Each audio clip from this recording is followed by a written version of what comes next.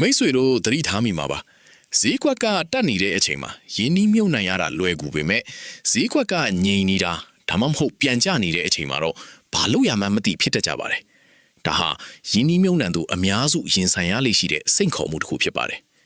ဒါပေမဲ့ဈေးကွက်အခြေအနေကဘလို့ပဲဖြစ်နေပါစေအမျက်ရအောင်လုပ်နိုင်တဲ့နည်းလမ်းတစ်ခုရှိနေပါတယ်အထူးသဖြင့်ဈေးကွက်အတက်အကျကိုပဲကြည့်ပြီးစိုးရိမ်နေရတဲ့သူတွေအတွက်ဒီနည်းဗျူဟာကအဖြေတစ်ခုဖြစ်လာနိုင်ပါတယ်ဒီနေ့မှာတော့အတွေ့အကြုံရှိတဲ့ပညာရှင်တွေနဲ့ဝါသနာရှင်တွေကြားမှာရေပန်းစားနေတဲ့ option trading လို့ခေါ်တဲ့အခွင့်အရေးရောင်းဝယ်မှုနဲ့အဲ့ဒါကိုအသုံးချပြီးကိုယ့်ရဲ့ပိုင်ဆိုင်မှုကိုဘယ်လိုမြင့်တင်မလဲဆိုတာကိုပြောပြသွားပါမယ်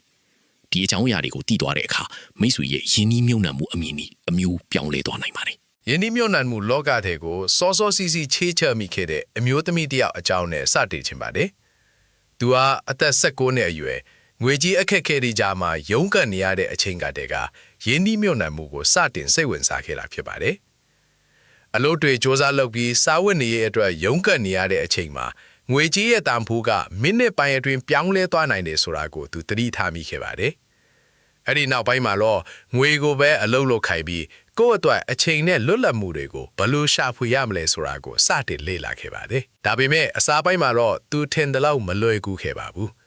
စာတွေ့ပိုင်းမှာဘလောက်ပဲတော်နေပါစေလက်တွေ့မှာကိုယ့်ရဲ့တကက်ပိုက်ဆံတွေပါလာတဲ့အခါစိတ်လှုပ်ရှားမှုတွေနဲ့အတူမှားယွင်းတဲ့ဆုံးဖြတ်ချက်တွေချမိတတ်တာကိုသူသင်ခန်းစာရခဲ့ပါတယ်။သူဟာအစပိုင်းမှာအမြန်ဆုံးတိုးတက်ချင်တဲ့စိတ်နဲ့10မိနစ်စာအချိန်စရာကိုကြည့်ပြီးအမြန်ရောင်းဝယ်မှုတွေလုပ်ခဲ့ပါတယ်။ဒါပေမဲ့အလုပ်တွေပင်ပန်းပြီးဖျားလာတဲ့အချိန်မှာ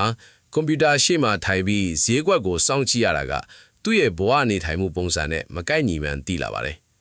အဲ့ဒီနောက်မှာတော့အချိန်ကာလကို10မိနစ်ကနေ10မိနစ်အဲ့ဒီကနေ15မိနစ်နောက်ဆုံးမှာ4နာရီစာချိန်စရာအထိပြောင်းလဲပြီးစောင့်ကြည့်ခဲ့ပါတယ်။ဒီလိုပြောင်းလဲလိုက်တဲ့အချိန်မှာတော့ဈေးကွက်ရဲ့လားရဟုပိုပြီးရှင်းရှင်းလင်းလင်းမြင်လာရပါတယ်။ကိုယ့်ရဲ့စိတ်နေစိတ်ထားနဲ့ကိုက်ညီတဲ့အချိန်ကာလကိုရှာတွေ့သွားတဲ့အခါမှာတော့ဈေးကွက်ရဲ့ဝဲကရက်ထဲမှာမျောမပါတော့ပဲအေးအေးဆေးဆေးနဲ့ဆုံးဖြတ်ချက်ချနိုင်လာပါတယ်။ဒါဟာယင်းနှီးမြုပ်နှံသူတယောက်အတွက်အရေးကြီးဆုံးအလွဲ့အပြောင်းတစ်ခုဖြစ်ပါတယ်။သူ့ရဲ့ယင်းနှီးမြုပ်နှံမှုပုံစံကိုကြည့်ရင်ရေရှည်တဲ့ဂျပန်ရှယ်ယာတွေအမေရိကန်ရှယ်ယာတွေနဲ့အညွှန်းကိန်းရံပုံငွေတွေမှာပုံမှန်စုဆောင်းနေတာကိုတွေ့ရပါတယ်။ဒါဟာပိုင်ဆိုင်မှုကြီးထွားဖို့အတွက်အုံမြချထားတာဖြစ်ပါတယ်။တစ်ဖက်မှာလည်းဈေးကွက်ရဲ့အတက်အကျအနေအမျှရဖို့အတွက် FX နဲ့ CFD လိုမျိုးအယောင်းအဝယ်တွေကိုတွဲပြီးလှုပ်ဆောင်ပါတယ်။အထူးသဖြင့်ဈေးကွက်ပြိုးလဲတဲ့အချိန်မျိုးမှာတောင်အမျှရအောင်လုပ်နိုင်တဲ့အယောင်းပြူဟာတွေကိုသူကျွမ်းကျင်စွာအသုံးချတတ်လာပါတယ်။ဒီလိုမျိုးရေရှည်စုဆောင်မှုနဲ့ရေတိုအမျှထုံမှုကိုမျှတအောင်လှုပ်ဆောင်နိုင်ခြင်းကဈေးကွက်ကဘယ်လိုပဲဖြစ်နေပါစေကိုယ့်ရဲ့ပိုင်ဆိုင်မှုကိုတည်ငြိမ်စေပါတယ်။ဒီထက်ပိုပြီးထိရောက်တဲ့နည်းလမ်းတွေရှိပါသေးတယ်။လူအတော်များများက option trading လို့ပြောလိုက်ရင်ခက်ခဲပြီးကျွမ်းကျင်သူတွေမှလုပ်နိုင်တာလို့ထင်တတ်ကြပါတယ်။ဒါပေမဲ့အမေရိကန်လိုမျိုးနိုင်ငံတွေမှာတော့အခြေခံသမားတွေတောင်ဒါကိုအသုံးချနေကြတာဖြစ်ပါတယ်။ဘာဖြစ်လို့လဲဆိုတော့ option ကိုဝယ်ယူတဲ့အခါမှာဆုံးရှုံးနိုင်ခြေကကန့်တက်ထားပြီးသားဖြစ်နေလို့ပါပဲ။ကိုရင်းနှီးမြုပ်နှံထားတဲ့ပမာဏထက်ပိုပြီးဆုံးရှုံးသွားမှာကိုစိုးရင်စရာမလိုပဲအမျက်ကိုတော့အကန့်အတတ်မရှိရနိုင်တဲ့အခွင့်အရေးမျိုးရှိပါတယ်။ဒါဟာအထူးသဖြင့်ဈေးကွက်အခြေအနေကိုစိုးရိမ်နေရတဲ့သူတွေအတွက်အာမခံချက်တစ်ခုလိုမျိုးဖြစ်နေပါတယ်။ဒီထက်ပိုပြီးစိတ်ဝင်စားဖို့ကောင်းတဲ့နည်းဗျူဟာတစ်ခုကတော့ကို့မှာရှိပြီးသား share တွေကနေမုတ်ဖို့ရတယ်လို့မျိုးငွေရှာပြီးနိုင်တဲ့နည်းလမ်းဖြစ်ပါတယ်။ဒါမှ cover ခေါ်တဲ့နီလန်တော့ယင်းနှီးမြုပ်နှံသူတွေကြားမှာအတော်လေးရေပန်းစားလာပါတယ်။ဒါဟာကို့မှာရှိပြီးသား share တွေကိုအရင်နီးလုပ်ပြီး premium လို့ခေါ်တဲ့အပိုဝင်ငွေကိုရယူတဲ့နီလန်ဖြစ်ပါတယ်။ရိုးရိုးရှင်းရှင်းပြောရရင်တော့ကိုက share တစ်ခုကိုပိုင်ဆိုင်ထားပြီးအဲ့ဒီ share ကိုတတ်မှတ်ထားတဲ့ဈေးနှုန်းတစ်ခုမှာရောင်းပါမယ်လို့ကတိပေးလိုက်တာဖြစ်ပါတယ်။အဲ့ဒီအတွက်ဈေးကွက်တာကိုမုံဖိုးပေးတယ်လို့မျိုးငွေကြေးတစ်ခုကိုကြိုပေးပါတယ်။ဈေးနှုန်းကတက်သွားရင်လည်းကိုရောင်းချင်တဲ့ဈေးမှာရောင်းလိုက်ရုံပါပဲဈေးကငိမ်နေရင်လည်းအဲ့ဒီအပိုဝင်ငွေကိုကအပိုင်ရရှိထားပြီးဖြစ်ပါတယ်ဒါဟာ share တွေကိုဒီတိုင်းကြိုက်ထားတာထက်ပိုပြီးအကျိုးရှိစေတဲ့နည်းလမ်းဖြစ်ပါတယ်ဒီနေရာမှာတတိထားရမှာကအဲ့ဒီ share ကိုလက်ထဲမှာတကယ်ရှိနေဖို့လိုအပ်ပါတယ် share မရှိဘဲရောင်းချတာမျိုးကတော့အန္တရာယ်များနိုင်ပါတယ်ဒါပေမဲ့ကိုမှရှိပြီးသား share ကိုအတုံးချမယ်ဆိုရင်တော့ဒါဟာအရန်ကိုဘေးကင်းတဲ့နည်းလမ်းဖြစ်ပါတယ်ဒီနည်းဗျူဟာကိုအသုံးချခြင်းအပြင်ဈေးကွက်ကတက်နေတဲ့အချိန်မှတင်မဟုတ်ပဲဈေးကွက်ကငြိမ်သက်နေတဲ့အချိန်မှာတော့ကိုယ့်အတွက်ဝင်ငွေစီးဆင်းနေအောင်လုပ်နိုင်ပါတယ်။ဒါဟာယင်းနှီးမြုပ်နှံသူတယောက်အတွက်အားသာချက်အကြီးကြီးတစ်ခုဖြစ်ပါတယ်။ ယင်းနှီးမြုပ်နှံမှုဆိုတာကန်ဆန်းတာမဟုတ်ပဲစနစ်တကျရှိနေတဲ့ကိရိယာတွေကိုအသုံးချတတ်ဖို့လိုပါတယ်